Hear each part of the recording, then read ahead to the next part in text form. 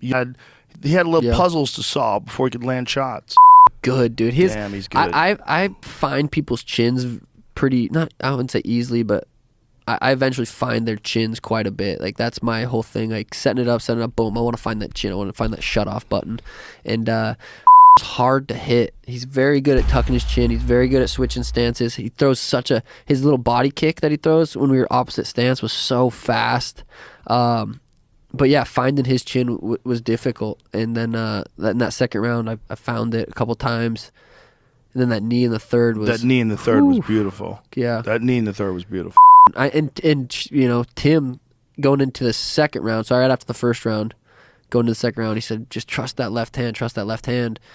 Trusted in that left hand, double jab through it, landed it clean, hurt him, and then going into that third round, he's like, feint that right and throw that knee up the middle.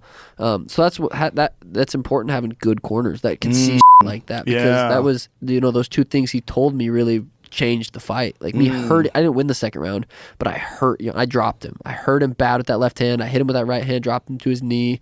Then he cracked me with that left hand and immediately took me down. Yeah, I'm very impressed with him.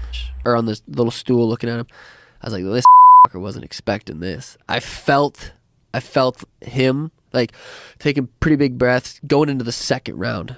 Like, he usually isn't really, and he was in good shape, but I don't think he was expecting me to be as good as I was, or him to have to grapple, because he grappled a lot more in that first round than he usually does. That's exhausting. But I felt like an energy switch, and like him going to that second round.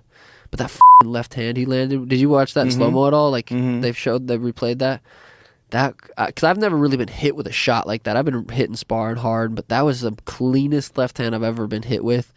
And the only thing I can think of how I took that is just I was in such good shape and just did everything right for 12 weeks, and I was able to take that because of that, because that could have not land cleaner. It was perfect. It was a perfect left hand. But yeah, super skilled. I'm excited to watch whoever he fights next. I don't think he's leaving the UFC. There's no need. He's one of the best guys in the world. You gotta fight in the best I hope league. he doesn't leave. The problem with leaving is, yeah, you can get paid other places, but you won't be in the UFC anymore. Either one, Henry or Aljo. Yeah. Like, their goal, take me down.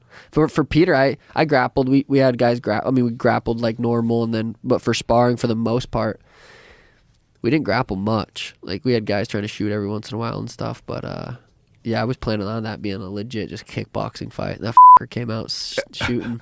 But I wonder, I'd be curious if his game plan was to shoot, or if I started cracking him early and he was like, all right, I'm going to start wrestling. That's how I'm going to win this fight. Well, there was quite a few moments where he was trying to engage with you, and he was having a hard time getting past that length, and you were being really accurate too. Like teeps, those body kicks. It's so weird, because even when you watch him on TV, you can kind of see like, oh, his body kick.